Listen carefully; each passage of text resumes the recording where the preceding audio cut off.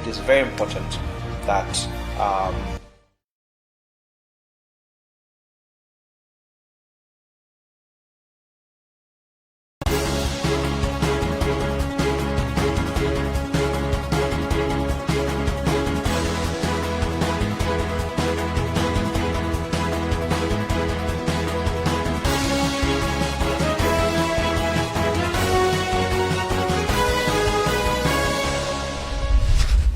Welcome to the news on Zodiac with me, Chancellor Zabanda. We now look at the headlines. Foreign Affairs Ministry defends names of diplomats appointed by President Chakwera. Tobacco sales at the Lilongwe auction floor suspended again following strike by 200 barrel pushers over pay rise. HHI Secondary School in Blantyre closed indefinitely, students ordered to leave campus. And across the borders, Zambia's founding father Kenneth Kaunda asked for prayers after hospital admission. We now give you the news in detail. Minister of Foreign Affairs Eisenhower Mkaka has defended names of some possible diplomats appointed by President Chakwera with political affiliations, saying government considered their qualifications for the job. At a press briefing on the issue of Malawian diplomats declared persona non grata in South Africa, the minister confirmed the authenticity of a list possible diplomats appointed by the president, which has name of Margaret Constance Kamoto, mother-in-law to Vice President Dr. Saulos Chilima, and UTM high-ranking member Kalista Mutarika. Meanwhile, the minister says operations at the Malawi embassy in Pretoria and consulate in Johannesburg have not been affected by the recent Malawi-South Africa diplomatic scandal. More in this report by Innocent Kunjedwa. Following revelations of Malawi diplomat scandal in South Africa, a leaked list of possible ambassadors to different embassies surfaced in various social media platforms. The list contains about 20 names of ambassadors that have been appointed by the president to represent them in various embassies. The list includes the names of Margaret Constance Kamoto, mother-in-law to the Vice President Dr. Saulos Chilima, who is being sent as an ambassador to Zambia, and UTM top official Kalista Mutarika, who has been appointed as Malawi ambassador to Kenya. Speaking to the media, Minister of Foreign Affairs Eisenhower Mkaka confirmed the appointments. However, he downplayed media queries that the appointments are just a mere political appeasement, as some of these names have a political connection. We've gone through a rigorous process to identify this. Even the names, I think, that have come out as diplomats, you will attest to the fact that all of them are professionals. And in fact, you've got names that have had no political affiliation at all. So we looked at the qualification, we looked at the integrity of the people and many other factors. Meanwhile, the minister said that government has deployed temporary officers to South Africa to ensure that diplomatic services are not affected. The temporary staff, the members have already left. They are already in South Africa. They are already at the embassy offering or giving services to those that need them. According to Mkaka, government is doing an exercise of recalling all its diplomats, and he made it clear that this is an independent exercise and has not been influenced by events in South Africa. Tobacco sales remained suspended at the Lilongwe auction floors following a strike by some 200 barrel pushers who are demanding pay rise. During our visit to the market, one worker told us the action is due to frustration that they are paid as low as 15,000 kwacha basic pay per month. Auction Holdings HL Group spokesperson Teresa Ndanga says her office will provide details on the standoff later. Details with Winston Kaimira. Barrel pushers, who are seasonal workers for AHL Group of companies at Lilongwe tobacco auction floors, are on strike. Causes for their industrial action include an accusation that the company is ignoring calls for salary increment. One of them alleged in an interview that their basic salary is at 15,000 kwacha, which does not match with the current high cost of living. He said they also want their terminal benefits at the end of every tobacco season increased from about 80,000 kwacha each. This morning, the employees prompted the company to suspend tobacco sales at the market as they chased few of them who wanted to continue working. During our visit, we found armed police officers ensuring the situation is under control. Suspension of the tobacco sales has worried some tobacco farmers who want the matter resolved as soon as possible. At Limbe Tobacco Auction Flows in Blantyre, a similar industry action has been cancelled as workers and their employers reached an agreement. Spokesperson for AHL Group of Companies, Teresa Ndanga, confirmed that the market in Lilongwe is temporarily suspended, indicating her office will provide details later on. This is Winston Kaimira reporting for Zodiak. In Mzuzu City, council officials and other stakeholders took to the streets, but this time to sensitize residents on the negative impact of illegal vending. The march began from civic offices, Vigwago Market, and ended at the Central Market. Mzuzu City Council Chief Executive Officer Gomesiani Nyasulu observes that illegal vending in the city has aided poor management of sanitation and is affecting revenue collection. Towera Kumwenda has the full story. The March Just My City, My Zuzu campaign started from civic offices, then they headed to Vigagwa Market, and it will end at Zuzu Central Market. The awareness march was organized by a consortium of CSOs here in Zuzu, Find Your Feet, Church and Society, as well as Voice of Livingstonia. And it is meant to provide awareness to people and vendors in the city on illegal vending. We spoke to the Chief Executive Officer of the Council, Gomesiani Nyasulu, who says this is one of the final operations that the Council is conducting in order to bring sanity into the city. Nyasulu has since indicated that if illegal vending continues in Zuzu City, then the law will take its course. We also spoke to a representative of the consortium, Jacob Nkambule, who said that legal vending is part of good governance. That's why the consortium thought it was important for them to be part of this initiative. I could also add that the Deputy President of the Vendors Association in Zuzu, Gerald Maulana, has told us that the message by the council has been received and that they are going to be following the message that has been delivered by the council today. Meanwhile, there were street protests in Karonga where civil society organizations marched in dismay at rising cases of defilement and failure by law enforcers to act decisively. We have Adams and Undaninge with the details. I should say that civil society organizations in Karonga and outside the district, today they had a solidarity walk from Karonga roundabout to the old DC's office where they presented their petition regarding a rise in defilement cases. I should also hasten to say here that in the past there have been defilement cases happening, but what has triggered this solidarity walk is the issue of Harrison Sivale, who is alleged to have defiled a 16-year-old girl in the district. So the civil society organizations in the district are also blaming the law enforcers for taking too long to arrest the suspect in question. And as I'm talking to you now, the suspect is still at large. And they have told the district commissioner for Kalonga, Mr. Paul Kalirombe, that they will not tire until this particular suspect is brought to book. And as I'm talking to you now, the DC has received the petition and has assured the marchers, civil society organizations in the district that this suspect will be brought to book.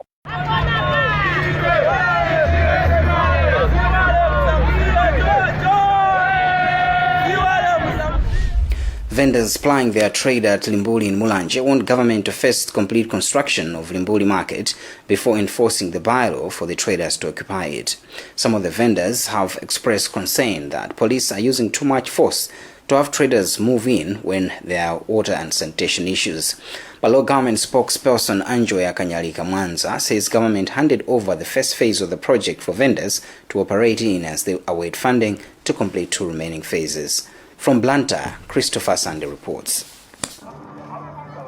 Limbuli Trading Center in Mulanje is becoming a regular place of running battles between vendors and police. Officers from Limbuli Police Unit and Mulanje Police Station are enforcing the district council's bylaws for the vendors to occupy the new market, which others claim is incomplete.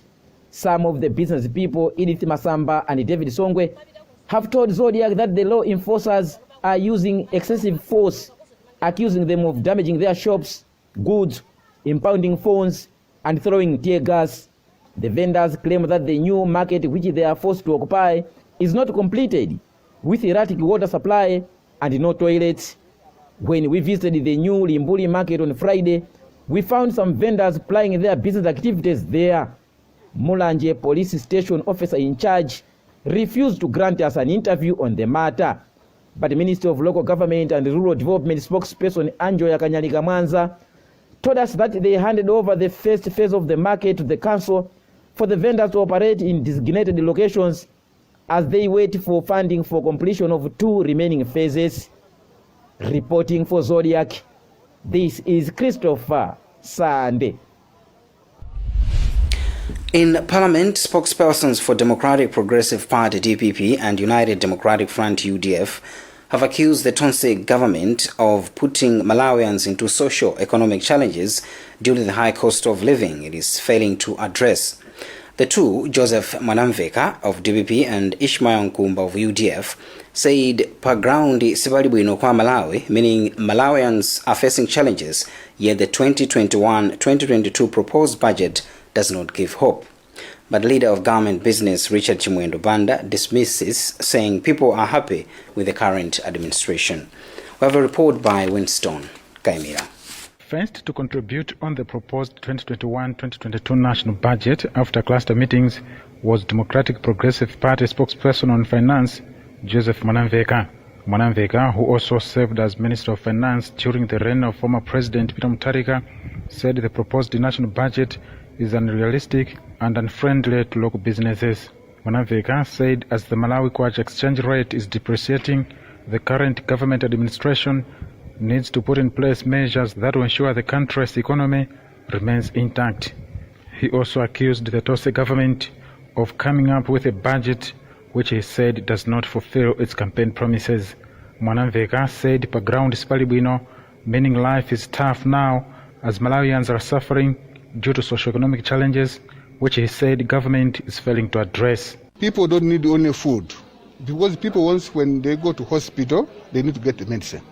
They want when they send their children to school, they need to find the proper infrastructure, they need notebooks, they need proper teachers there. So if the government only concentrates on food and they forget other sectors, it means the lives of Malawians will not be sustained.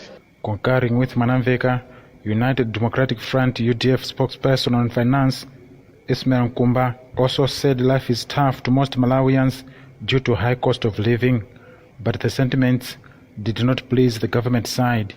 Minister of Trade Sosten Gwengwe said some of the projects being implemented by the Tonse Alliance government were initiated under the leadership of former President Joyce Banda and not the DPP leadership. On his part, Minister of Homeland Security Richard Chimwendo Banda alleged that the DPP administration was full of promises with little implementation. This is Winston Kaimira reporting for Zodiak. You're watching the news here on Zodiac. We'll be back with more after this.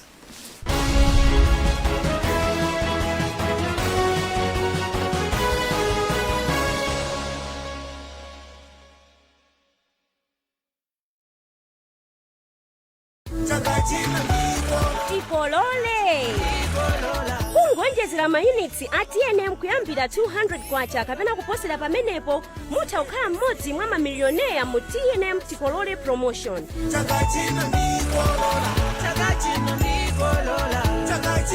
Koma mukaonjezera mayunits ndi 100 kwacha kapena kuposerapo mudzilandira mabonus oyimbira foni, SMS kapena data pompo. TNM, always with you. If there's one thing that all soaps do, it's wash. From buckets to basins, bathrooms to streams, and everything in between. All soaps wash. Yes, but Protex is different. Its reinvented formula with flaxseed oil boosts your skin's natural anti-germ defenses by 10 times more, protecting you against 99.9% of germs. So what keeps us healthy? Protex! Good health starts here.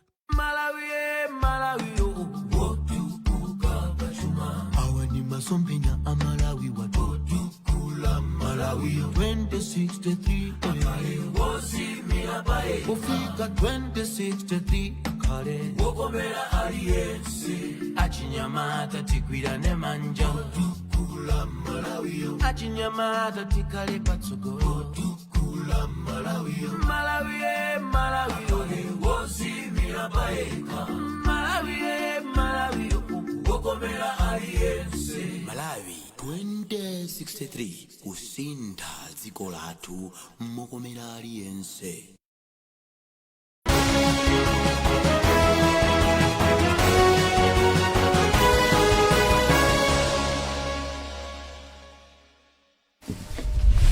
Welcome back. Here are the top stories again. Foreign Affairs Ministry defends names of diplomats appointed by President Chakwera. Tobacco sales at Lilongwe auction flow suspended again following strike by 200 barrel pushers over pay rise. HHI Secondary School in Blantyre closed indefinitely, students ordered to leave campus. And across the borders, Zambia's founding father, Kenneth Kaunda, asked for prayers after hospital admission. Now, moving on with the news, authorities at Henry Henderson Institute, HHI Secondary School in Blantyre, have closed the school indefinitely and expelled all students from the campus. A statement that has been issued to parents and guardians in circulation has instructed them to collect their awards from the mission school. One of the teachers has confided to us, saying this follows the disorderly conduct the students portrayed to their teachers and boarding masters on Sunday and Monday morning. Alex Banda explains. There is a message in circulation to guardians and parents whose wards at Henry Henderson Institute, that's HHI in Blantyre, to immediately take back home their wards for their disorder.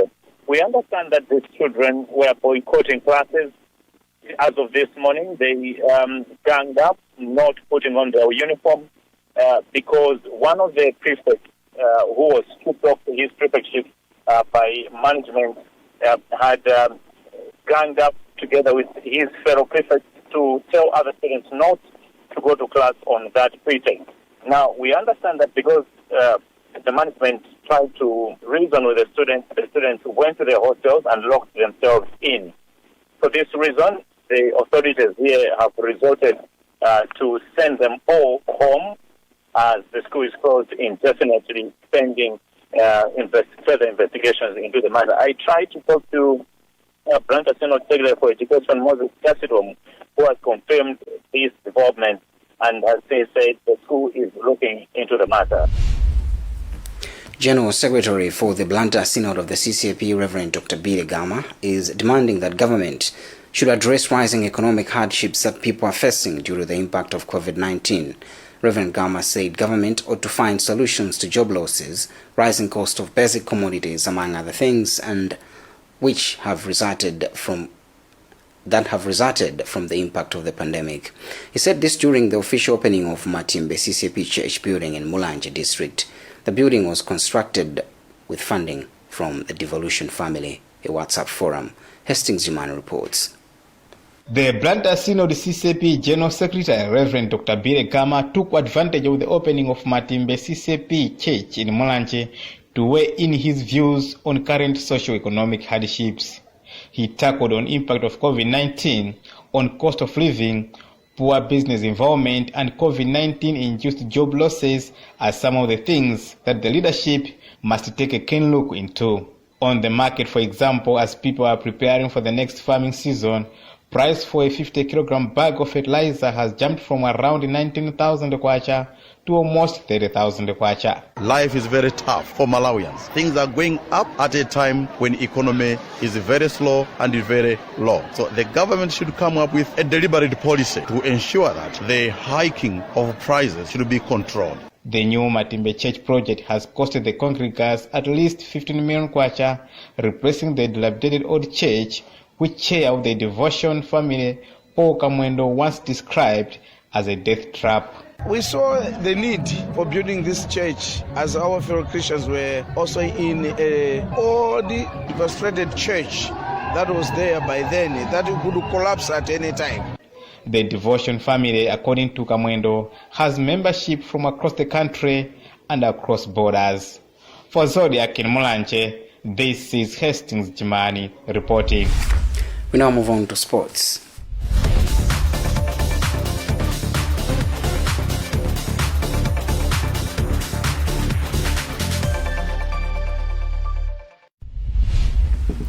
Athletics Association of Malawi has secured another international tournament for two local athletes who are hunting for a qualification berth at Olympic Games slated for July in Japan. Acting General Secretary for the association, Mibawa, says if Sten Lifa and Asmenyi Simwaka do well at the Cameroon's Invitation Full Marathon, they automatically qualify for the World Showpiece. The two missed out on the opportunity when the African Championship was suspended last week due to the COVID-19 pandemic. Brad Kanyama has filed this report. Sten Lifa and Asmenyi Simwaka's efforts to secure an automatic qualification for the forthcoming Olympic Games suffered a setback when the African Championship, which was being used as the qualifier for the Olympics, was suspended last week due to the COVID-19 pandemic. This forced the Athletics Association of Malawi to search for alternative tournaments to complete the qualifiers. The search has been successive as they have now managed to secure another tournament in Cameroon where the two, Lifa and Simwaka, will use to qualify for Olympics. The tournament, dubbed Cameroon Invitational Full Marathon, will start on 19 June. Acting General Secretary for the association, Mibawa, told us that the tournament, which has safeguarded Olympic qualifier status, will be the final campaign for the two, and what is remaining is for the athletes to perform. Mibawa, however, said the athletes are expected to depart on Wednesday, but they are yet to obtain visas for the athletes. We tried to look for other countries in Africa which have got qualification competition.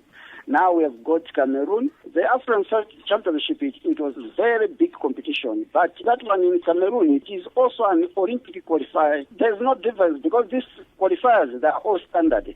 However, if Lifa and Simwaka fails to reach the minimum required distances to qualify, they will still participate at Olympics on solidarity.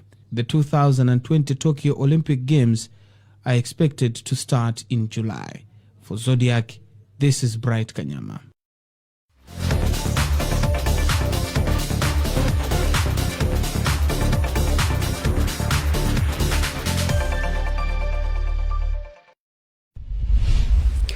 And news from elsewhere, Zambia's President Edgar Lungu has asked people in the country to pray for his predecessor and the country's founding father, Kenneth Kaunda, who is in hospital.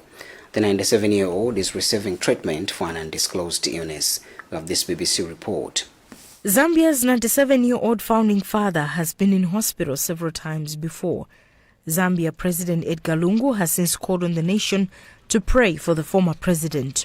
President Lungu tweeted, "I call the nation to prayer for our beloved KK, who is hospitalized, that God may touch him with his healing hand."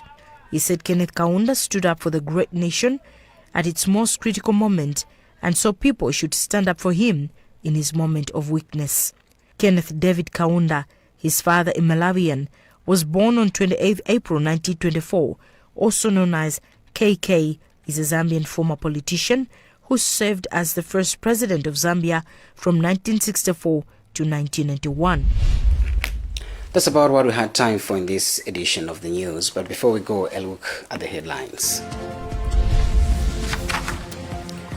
Foreign Affairs Ministry defends names of diplomats appointed by President Chakwera. Tobacco sales at Lilongwe auction flow suspended again following strike by 200 barrel pushers over pay rise. HHI Secondary School in Blantyre closed indefinitely, students ordered to leave campus. And across the borders, Zambia's founding father Kenneth Kaunda asks for prayers after hospital admission. Visit our website zodiacmalawi.com for more news. My name is Chancellor Muzabanda. Thanks for watching.